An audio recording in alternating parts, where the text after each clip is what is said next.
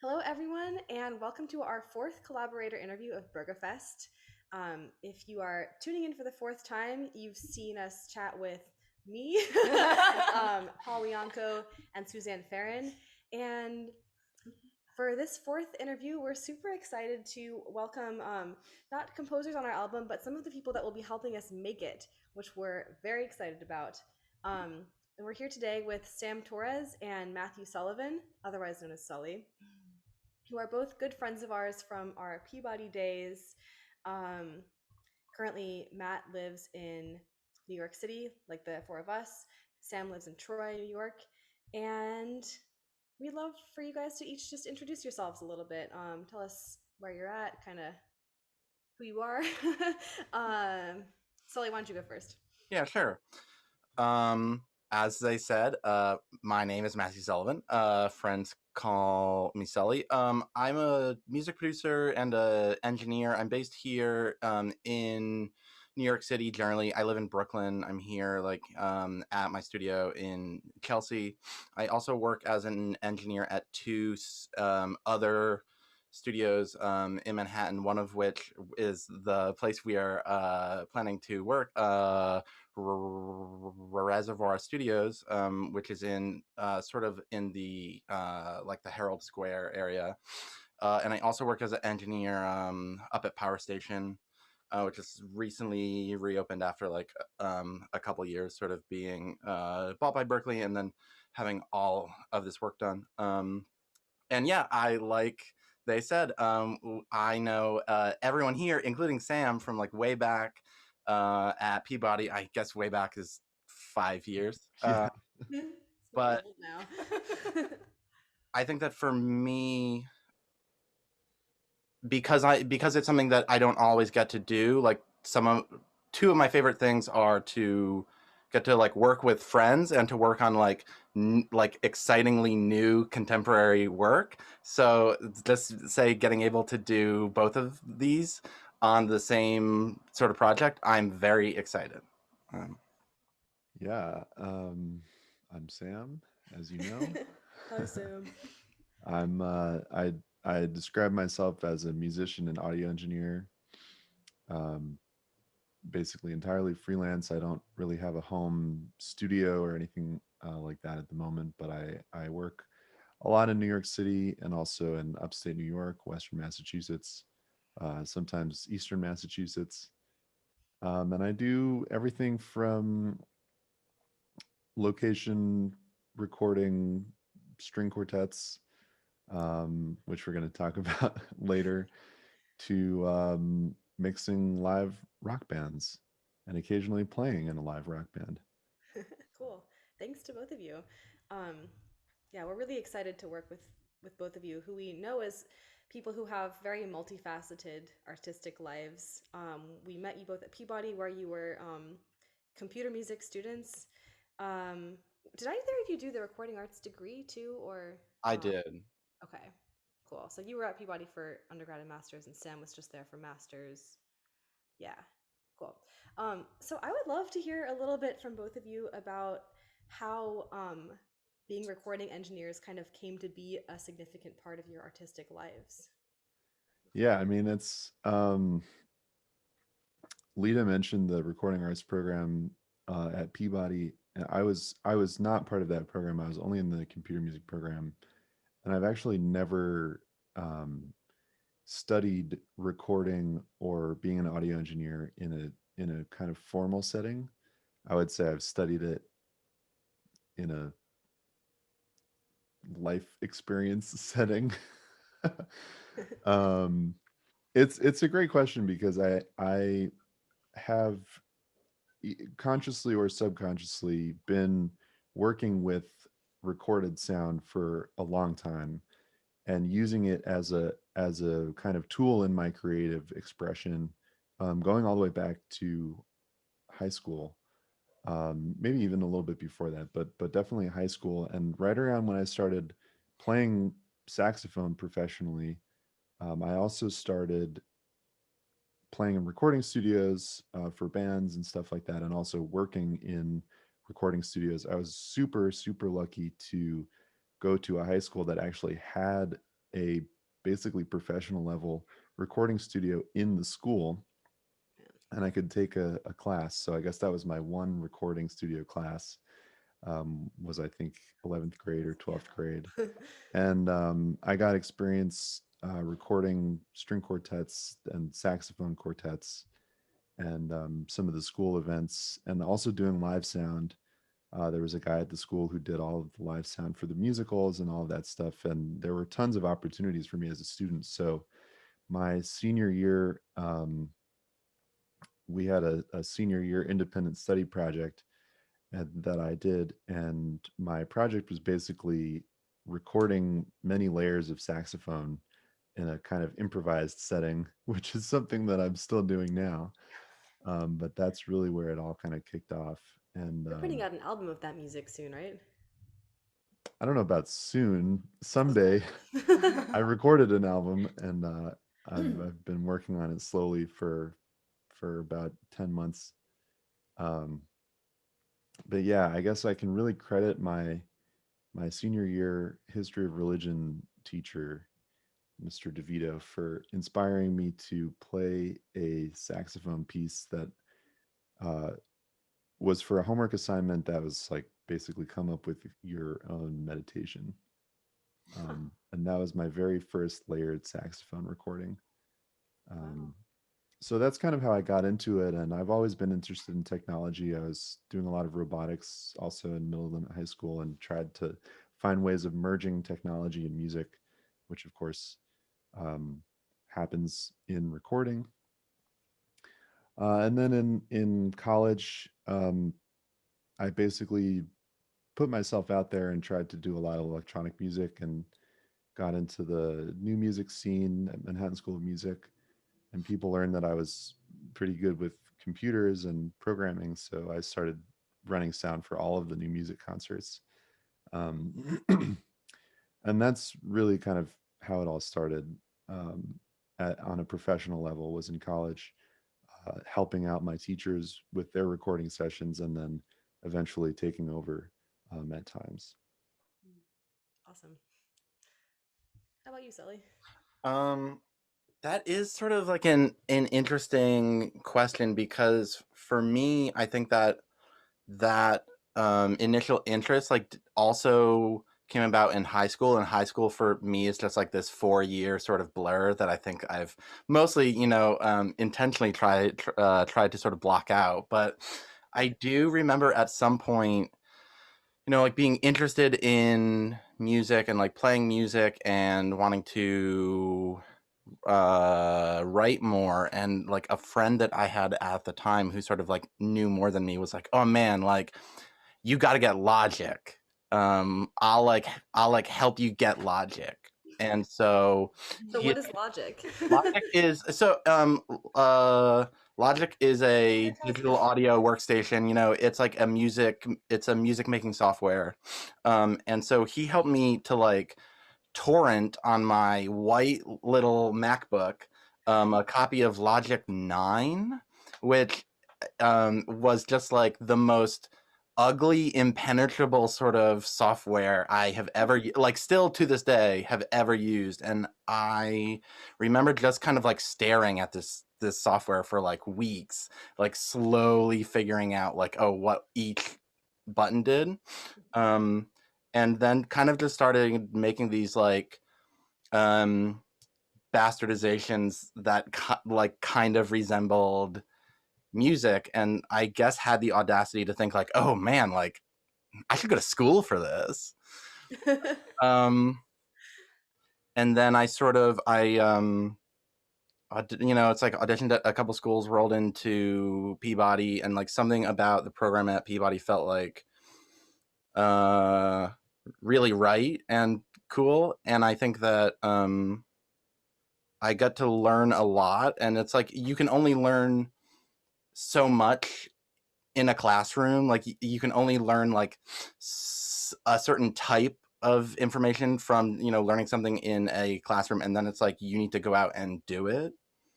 And Ruby Fulton, who is like a giant in the sort of Baltimore experimental music scene, and like a really good friend of mine, like stuck, sort of made an email introduction and got me my first ever job at like a real studio, which was Mobtown Studios back in Baltimore, under the engineer Matt Shulman. And I sort of just like learned a lot there, and sort of was learning at Peabody, and then somehow wrangled some sort of like studio internship here in New York City for after graduation, and I've sort of just been here since. Cool. Well, thanks for sharing those stories. It's super interesting. I'm gonna throw a fun fact in here. First time someone told me I should use Logic. I saw they were being really sassy. Oh my god. You should use Logic, Sarah. Girl, sound it out. Use your phonics. Anyway, we're super excited to be working with you guys this fall. We can't believe we can finally be together and record music. And I mean, it's been so hard this year. I mean, I remember right before COVID, we were actually planning on going up to Troy for a recording session with Sam. And obviously that didn't happen. I still remember so vividly. We were like, should we go to New York or not? And like, what should we do? Like this intense debate. Yeah, it was crazy. And I guess, how have you guys been since COVID? Like, what projects have you been up to? How has COVID affected your work as recording engineers? Yeah, I mean, I think like most people in the music world, performers or engineers or stagehands, designers, basically the entire performing arts industry and many other industries, everything ended very suddenly. Actually, my last gig over a year ago was in Washington D.C. That Bergamot Quartet were also playing on the Boulanger Initiative Women Composers Festival. And as I was taking the train back from DC to upstate New York, it was just email after email of things getting canceled. So that was, stressful, obviously. But after that, I had nothing going on at all for a while. My partner Sophia, who's a pianist, and I kept the booking that Bergamot was going to use at the music hall here, the Troy Music Hall, and recorded some piano music instead. And then that was pretty much it. And I just spent a lot of time questioning what I wanted to do with my life, which actually in turn over the course of the spring and summer last year led to some pretty interesting evolutions in my life as an audio engineer. Before COVID, I had just been saying yes to basically any and every gig I could get my hands on. And then while I was not working at all, I really could think about and reflect on what kinds of audio engineering work do I enjoy the most, and what do I kind of want to focus on when things do start happening again, which I'd never really had the time to do before. And by then I had moving upstate. Actually, I credit moving here for giving me experience with rock bands. I had not done that almost at all before. It was all crazy new music, spatial audio, surround sound stuff in New York City. And then I moved to upstate New York and started mixing rock bands, doing like outdoor festivals, all kinds of more normal audio engineering stuff for the first time.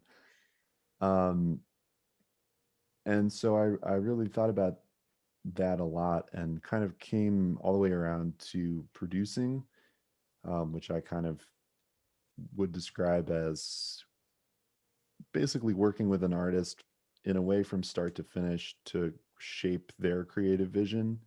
And that can include recording or mixing. And then also I discovered mastering, which I think we're going to talk about also, but and that's been a kind of great turn for my career. So yeah, that's kind of been the journey of the last 13 months. A whirlwind. Definitely. Yeah, well, I'll jump in because like, it's pretty funny. I feel like I sort of had some like similar experiences to you, Sam, with the exception of jumping into mastering, because I still think that is like, um, like mastering to me is like occasionally someone will ask me to, oh, can you master this? And it's essentially just make it louder and sort of check that I didn't do anything wrong. To me, like the actual science behind it is still just like, um, wizardry. But um, yeah, it's interesting sort of how certainly like pre-COVID I was working probably 5 or 6 days um a week, a lot of those days being like 12-hour day, like 12 hours plus, like these really just like long sessions. um and it was sort of like work, work was all I knew, work was all like all I did, and then to have all of that immediately stop and to sort of just have 6 months in my room or like pacing aimlessly around Prospect Park, um, does a lot to sort of put things in like into perspective, as well as like everything that happened sort of in the, particularly say like the spring and the summer of uh this or that, the year of our Lord 2020, like, like us seeing capitalism like further crumble in front of our eyes, like the movement for Black Lives, just like like police brutality, and sort of all of this putting, oh, I move these faders and I push this button, like really sort of shoving that into like a stark sort of contrast. And yeah, sort of coming to a similar conclusion of like, oh, what work do I want to be doing? What it's like I don't need to do this like random session that is just going to be more headache than it is sort of pleasure. Like, let me sort of dive in with more focus and more intention into the things that are really enjoyable and particularly satisfying. And I think that, say, Sam and I share this sort of like dual um, um, sort of like a duality of being being a composer, someone who like makes things, and also someone who is like an engineer and helps someone make their own things, and sort of like working as a producer is the central ground where you get to do kind of all the good parts of both of those things and not as much of like the bad parts of both of those things. And so that's something that, say, is like I am particularly passionate about. And I think that, say, one thing that I really get passionate about and like I really get excited about is like making intentional and beautiful sounding recordings of new contemporary music, because I think that you're right. Well, and say like part of this was hearing in like in composition seminar back at Peabody, like couple hours every Thursday for me. It ended up being 5 years. Just like hearing like new exciting work being recorded like it was Mozart, like with the same sort of apathy that engineer would record like that same Mozart piece that they've done like 100 recordings of, just like throwing up like a stereo pair, not doing anything else, and just sort of like popping it out afterwards and giving it to someone, and that's sort of like your read. And it's like maybe with common practice tonal stuff, because of like the similarity between like how that music functions, like maybe you can do that and sort of get away with it and people will enjoy like what pops out. But I think that it like an approach like that regularly fails with contemporary music, and like contemporary music to record it in a way that is that like creates a fidelity to the composer's idea of the piece. Like it requires just like so much more care and so much more like special attention and so much more openness to the end product being a lie, and constructing things in like a studio setting. And so like that's just something that I get very excited about, sort of. And also say when things are like new to the canon, sort of putting the best foot forward, being like, boom, here, this is this piece, and sort of this is going to live in the canon for years. Enjoy it, savor it. Yeah, and y'all will be making the definitive recordings of all 4 pieces that you'll be recording on our Definitive. album. Yeah. Glad we're hiring you. So we're recording some pieces in Troy, New York, and some pieces in New York City. In Troy, we'll be recording Undetchim by Suzanne Farron, Ode on a Broken Loom by Paul Bianco, and Essentia by Tanya Leon, and we'll be working with Sam there. And then in New York at Reservoir Studios, we'll be working with Sully on Lita's piece In the Brink, which also has drum kit. Is also the title piece of our album. I was wondering if both of you could talk a little bit about these 2 different spaces, maybe what you love about them, or other things. Also fine. Maybe let's start with Sully and Reservoir. Yeah. Reservoir Studios. So Reservoir Studios, and I was like, I'm not sure how the term that really gets applied, but I guess it's a large format, full service recording studio in Herald Square. It's in a space that used to be called Skyline Studios, which was like this great sort of studio that opened up, I believe, in the mid to late 80s. And interestingly enough, a lot of the engineers who were guest speakers or gave seminars back at Peabody when I was like a student there, they were these old Skyline dudes. And so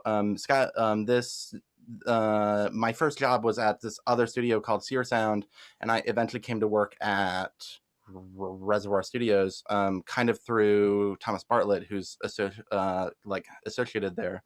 But it's sort of been cool to get to work in this place where all these people who were kind of like a role model to me cut their teeth, so to speak. But it's a great room. It's a large-ish room, one of the few that are still standing in Manhattan, because it's, the upkeep and the rent for a large studio is not a hard thing to maintain. So it's a special room, and there's a special sort of a community that is kind of associated and surrounds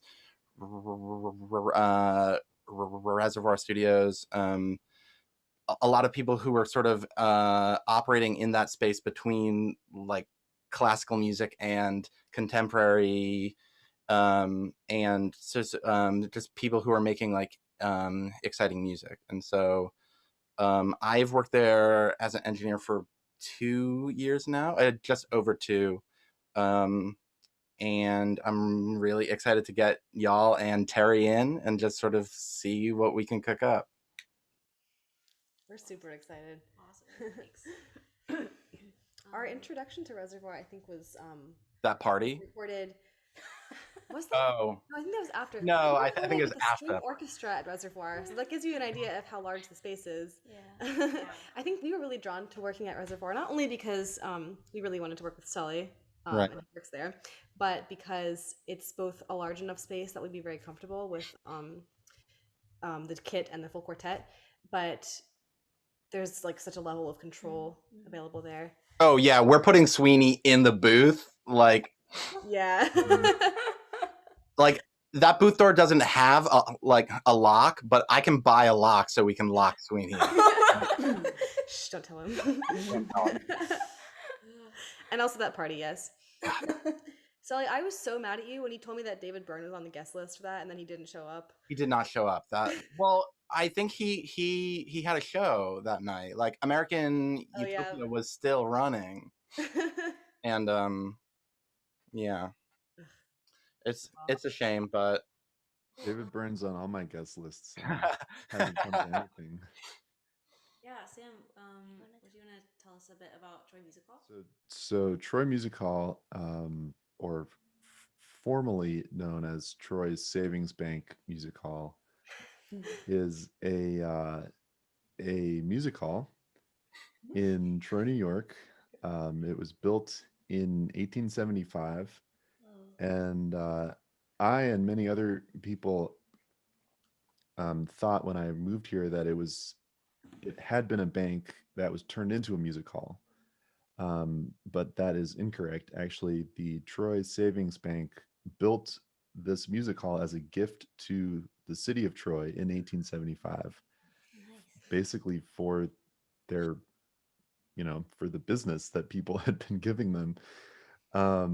So the building is actually still no longer an operating bank, although it wasn't up until a few years ago, on the lower level. And then upstairs is an 1,100 seat music hall with basically 3-story high ceiling.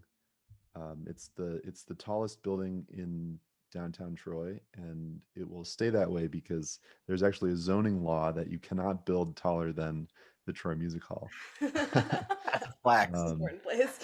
So yeah, Like so it's a pretty cool easy. place, and it's kind of known, I think, amongst classical, like fans of classical recording, um, as this kind of acoustic gem. It's a very special hall in terms of the sound. It just playing there and working there, as I've um, had the privilege of doing quite a lot, is just like invites music. It's the kind of room that just wants music and sound in it, and it sounds good from every seat. And it's really kind of an amazing place. Um, wow, I was gonna say something else about it and I forgot. I don't know. I mean, I can go into a lot of detail. Like, it's a historic landmark, so they have to do acoustic testing on the seat cushions to make sure that they don't change the sound. Like, the acoustics of the hall are protected by law. That's so cool. Yeah. Or Oh, and the other thing I was going to say also is that it has a very long history, not only of recording, of performing, I mean, but also of recording. There are actually 2 rooms in the hall that are nicknamed the Sony room and the Dorian room. Sony is is kind of self-explanatory because Sony Classical used to do a lot of recordings there. There was another label called Dorian, um, that basically their studio was the Troy Savings Bank Music Hall, and their entire catalog is now owned by Luminous, which is a very well-known, really great hi-fi classical label. So it has a long history of not only performing but also recording. Um, yeah, I'm very excited to hear and record you all there. It's going to be really, I think, a special experience. Thank you. We're so gonna be so excited to fun. record in both of these spaces. And it's really great to hear you both talk about them. Yeah. But Getting us haven't- hype. Yeah, we haven't been into concert halls or recording studios in a very long time. Yeah. So I have a question for Sam. So not only are you recording us, you are going to be mastering our album. And I just was wondering if you would be willing to go a little bit more into detail about what mastering is exactly. Everyone's burning question. including Yeah, I can't talk about that actually. I it's the first rule of mastering. No, I'm just kidding. There are so many memes about what is mastering. It's pretty hilarious.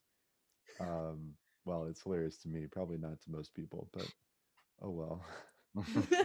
um, yeah, I mean, Sully kind of mentioned it earlier, and I think there are several levels that you can look at what mastering is or describe what mastering is. Um, some ways that I've heard it described have been like quality control, which I think is a kind of useful a useful comparison. Like, if you think about an assembly line, and the quality control comes at the end before whatever you're making is shipped out of the factory, basically. Like it's out of your hands after that point. Quality control is the last step before it leaves your hands. And I think mastering is kind of like that in a way, because the mastering engineer will occasionally send something back for adjustments to be made by the mixing engineer, um, or if that's not necessary, the mastering engineer will take care of kind of the final steps of preparing the album for release or for production, whether it's on a CD or on a vinyl. The way I think about it is a kind of combination of creative mind and technical mind, because I'm a creative person. Although I've read that apparently in the UK, mastering is actually not. I think in the US and in a lot of places, mastering is considered the last step of the making of a recording. In the UK, mastering is considered by some folks to be considered the first step of the manufacturing of the album, which I think is an interesting difference. But I like to think about it in both ways. So the creative side of me likes to think about how can I make this have the most impact that it possibly can. And that has to do with the things Sully mentioned earlier, like loudness, maybe a tiny hint of EQ here or there, checking to make sure that the mix is going to sound good on different speakers or different headphones and things like that. Also different streaming platforms. Each different streaming platform like Spotify or Tidal, Apple Music, YouTube, they all do different things to your recordings, and they give you basically no control over what they do. So, in the 21st century, another job of the mastering engineer is to make sure that the things that those platforms are doing aren't going to damage your sound. So that's a very important step, and there are tools that we use to check those things. And then I guess I already started talking about the technical side, but checking to make sure your sound is going to be preserved across different platforms, or different mediums. Um, Making sure that it's loud enough, which is a consideration. But it's also weird. I think part of the mystery is that all of these things are also to a large degree subjective. So I think that's why there's no specific answer about what mastering is. Also, in my opinion, um, like with anything, you have to tailor what you do to the music that you're working with. So I won't be mastering the Bergamot Quartet album the way I would master another string quartet's album, much less a rock band's album. Um, I really like to listen very carefully without looking at any kind of visual feedback meters or things like that that might help me make decisions later on, and just think, what can I do, if anything, to bring this up to another level? And sometimes I don't need to do anything. Sometimes I need to do a lot. Hopefully, you won't have to do too much.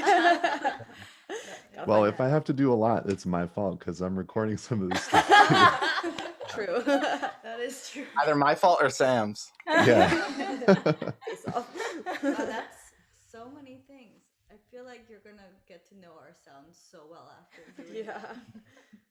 Yeah, that's a really big part of it. I mean, getting to know the sound, getting to know what you want as the performers, getting to know what the composers have in mind, and then kind of combining all of that into making, I might make 400 decisions in a mastering session, and each one is that big.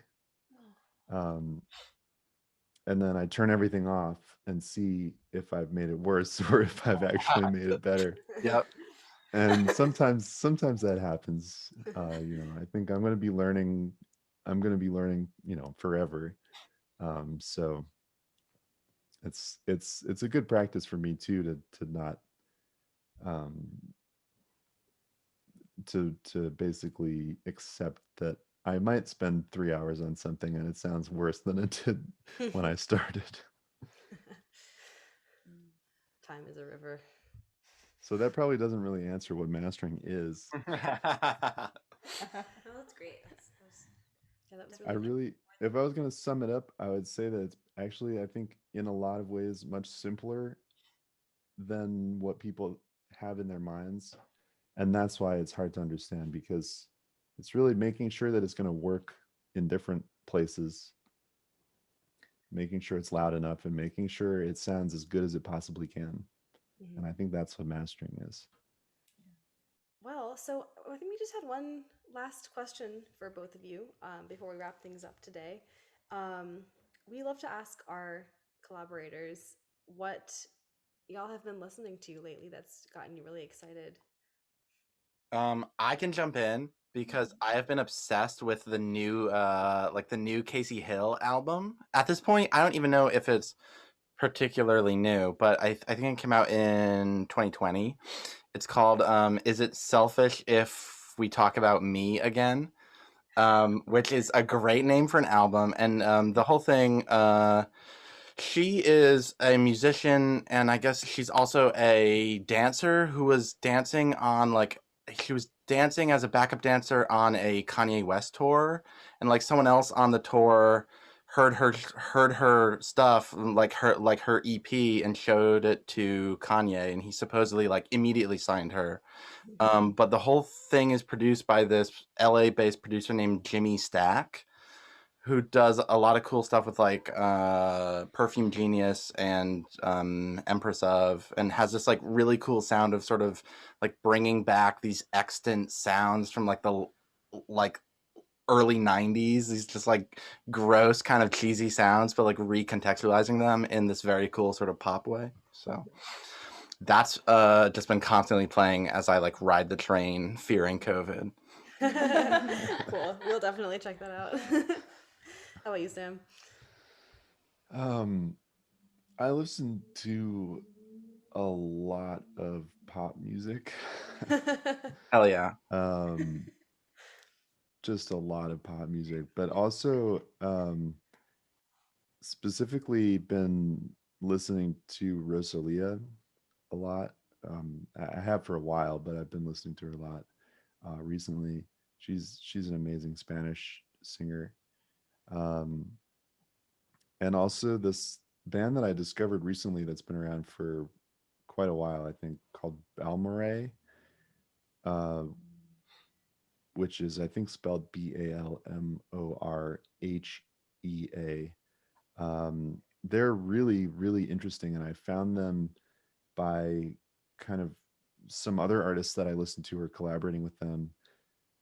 And they have a new album coming out in April. So I've been listening to the few singles that they've put out from that. It's really, they're kind of, they appeal to me because I don't know what genre they are. And that's very much a space that I want to inhabit. It's instrumental. Their previous stuff is kind of instrumental folk orchestral.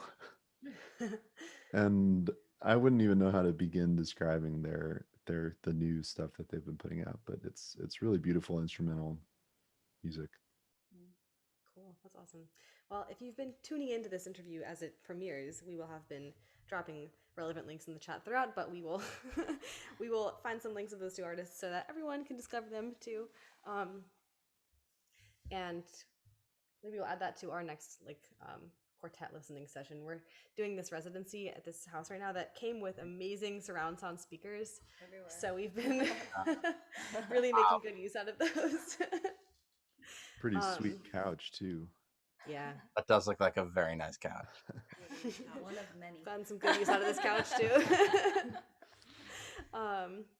Well, on that note, thank you both again so much for joining us. It's been really lovely to talk to you. It's great to see you. Yeah, so good to see you. We really miss both of you. Can't wait to hang out in person sometime soon. One day. Really great. Definitely. So yeah, this is our second to last event of Bergafest. Actually, it's been a wild month. Our final event is our finale concert on Monday, the 29th at 7 p.m. You can find the ticket link for that event on our website and also on the description of this video. To our audience, we really hope you've enjoyed learning a little bit more about Sam and Sully and the behind the scenes of what is going to happen in the studio in just a few months when we record our debut album, In the Brink. And thanks again so much to everyone. Thanks, Thanks Hat. for having us. Thank you. See ya.